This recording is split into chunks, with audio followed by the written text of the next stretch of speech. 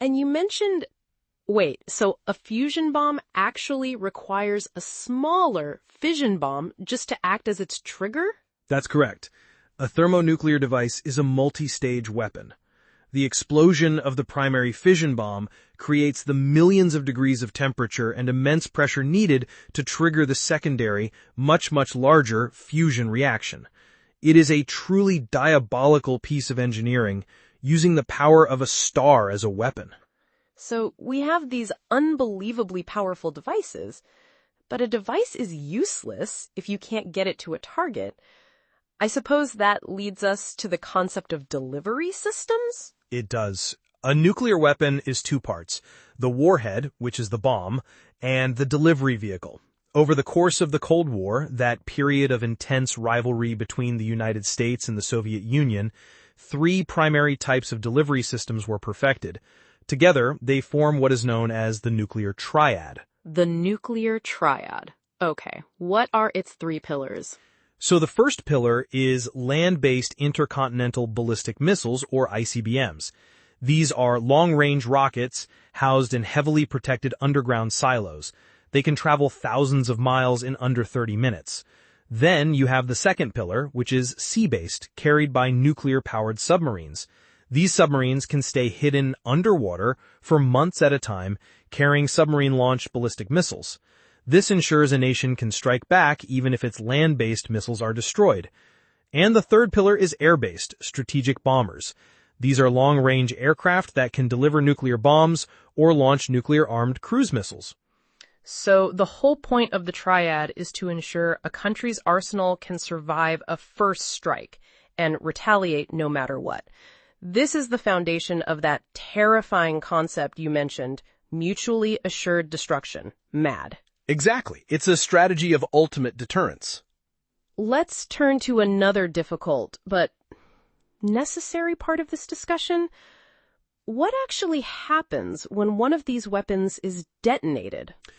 The effects are, well, they're catastrophic and multifaceted. First, there's the blast wave. An immense, high-pressure wave of air expands outward from the fireball at supersonic speeds, leveling buildings and causing massive destruction for miles. The second effect is thermal radiation. The explosion releases a pulse of intense heat and light, capable of causing severe burns and starting fires over a vast area. That's what creates the iconic blinding fireball.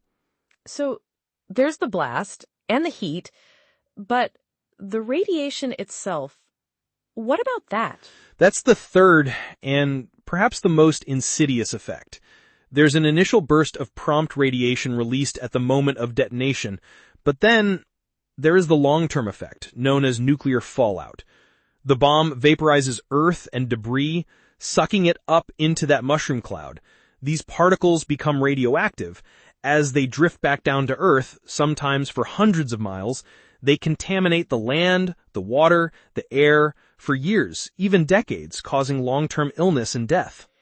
It's an attack on the present and the future. I've also heard the term nuclear winter. Is that related to fallout? It's a potential global consequence. The theory of nuclear winter suggests that a large-scale nuclear war with hundreds or thousands of detonations would throw so much smoke, soot, and dust into the upper atmosphere that it would block a significant portion of sunlight from reaching the Earth. This could cause global temperatures to plummet, leading to widespread crop failure, famine, and the collapse of ecosystems. It's a stark reminder that a nuclear war, it isn't winnable. It would threaten all of humanity, not just the nations involved. It sounds like the ultimate self-destruct mechanism for our species. Hearing all of this, it can feel hopeless. But humanity hasn't been idle. Dr. Vance, can you speak about the efforts that have been made to control these weapons, to pull us back from the brink? Yes, absolutely. And this part is crucial. It's the story of our struggle for survival and for wisdom. The most important achievement is probably the 1968 Treaty on the Non-Proliferation of Nuclear Weapons, or NPT. Under this treaty, the countries that didn't have nuclear weapons promised not to get them. And in return, the existing nuclear states promise to work towards disarmament and to share peaceful nuclear technology for things like energy and medicine. While it's not perfect, the NPT has been remarkably successful in limiting the spread of these weapons. There have also been numerous other treaties banning nuclear testing in the atmosphere, in space, and underwater, as well as agreements between the US and Russia to actually reduce the size of their arsenals. So there really are international structures, legal frameworks in place, all aimed at preventing catastrophe. That's right. Organizations like the International Atomic Energy Agency, the IAEA, work to inspect and verify that countries are abiding by these agreements. It's a constant, difficult process of diplomacy, inspection, and trust building. It is slow, and yes, it is often frustrating, but it is the work of peace. Dr. Vance, thank you. You've taken us through history, physics, engineering, international law, and you have done it with a clarity that I am so grateful for. As we conclude, what is the final thought you'd want to leave with our listeners? That these devices, for all their complexity, they are human inventions. They are the product of human intellect, and therefore their control and their eventual abolition must also be the product of human intellect, of wisdom, and of our shared will to survive and flourish. The science is a fact, but our future is a choice. Our future is a choice. That is the perfect place to end.